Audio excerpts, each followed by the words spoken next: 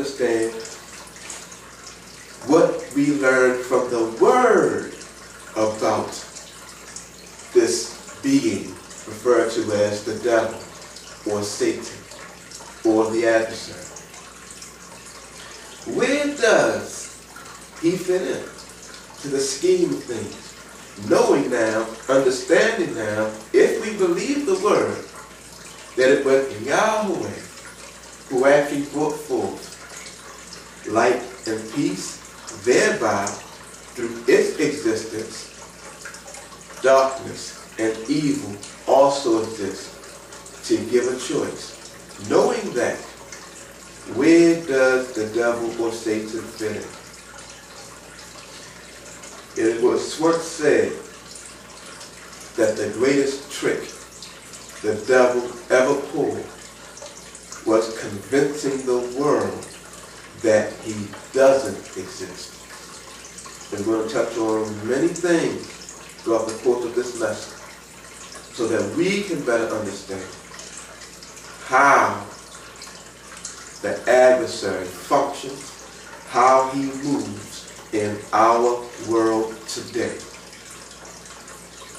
Let's go to Ephesians chapter 2 and verse 2. Here in one of the letters that Brother Shaul wrote to the assembly which was established in Ephesus, he writes, "Wherein in time past you walked according to the course of this world." Now, question, think about this, meditate on this. What is meant by the course of this world? What's the thought? Okay? And again, think about that, meditate on that. According to the prince of the power of the air. What is that? What does that mean? The prince of the power of the air. The spirit that now worketh in the children of disobedience.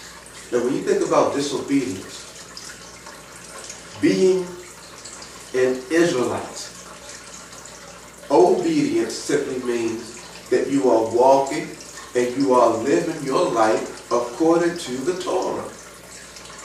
Whereas disobedience, you're not. It's just that simple.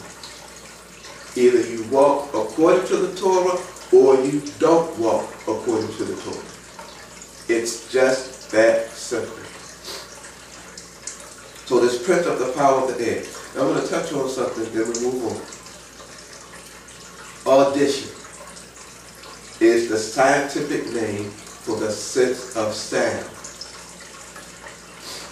Sound is a form of energy that moves through air, water, and other matter in waves of pressure. Think about that. So when it talks about the prince of the power of the air, another way we can look at the air is being the airwaves. These are powers that the adversary uses. But we're going to see some things as we go along, but just lay the foundation. That's all we're doing right now. Where did the adversary come from? Now, in the scripture, it doesn't give, you look at that first week of creation, Genesis chapter 1 through chapter 2. It doesn't give us the specifics of everything that was created. It gives us a brief overview of everything that was created. So, in Genesis 1:1, which clearly said, "In the beginning, mighty ones created the heavens and the earth."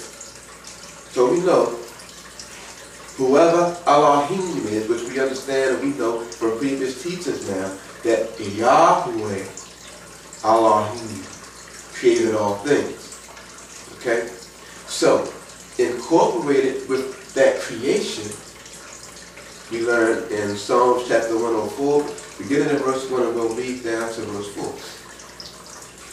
Bless Yahweh, O my soul. O Yahweh, my mighty one. You are very great.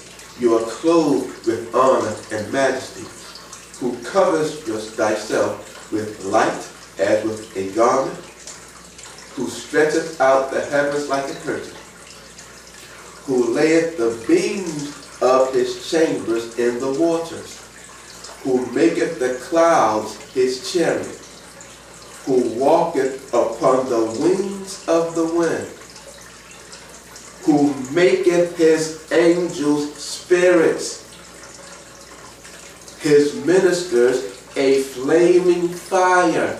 Think about that. So now, in Psalms, in one of the songs that was written to be used for worshiping, we are actually being taught. We are being taught that the angels were made spirits. And he referred to them as being his ministers, a flaming fire. So we're going to take a look at those terms. And just to reiterate that whole point, we find in Hebrews chapter 1 and verse 7, it reads, and of the angels he saith, he maketh his angels spirits, and his ministers a flame of fire. So let's look at the term for angel first.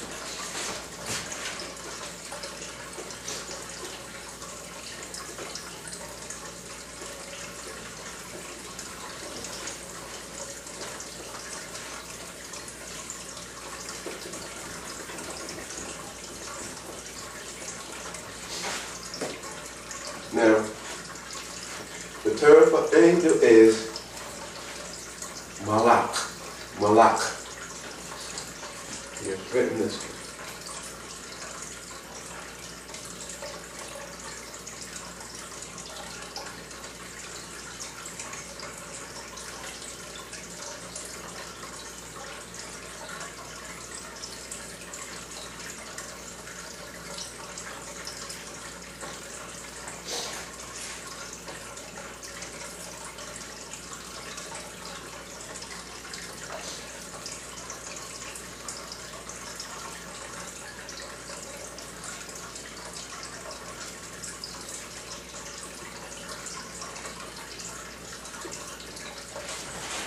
We find this in number 4397 of your Strong's. Okay? The word is malak. Malak. Now, it states here from an unused root, meaning to dispatch as a deputy. Well, that's because during the time that they were putting the Strong's Hebrew lexicon together, they didn't understand that. But what we come to understand and learn, the parent root for the term malak, or that unused root that they're referring to, first and foremost, it's not an unused root. It's just that they didn't understand the word system of the creator of the heavens and the earth, which we're going to see. So we look at the lamed. The lamed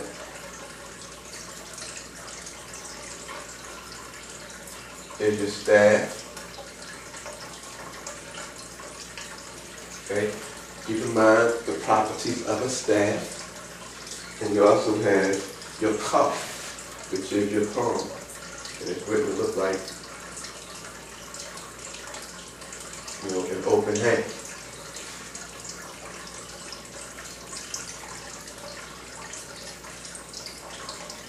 Okay, now, simply put, when you combine the lamed and the kaf, you have a staff in the open palm, or staff in hand.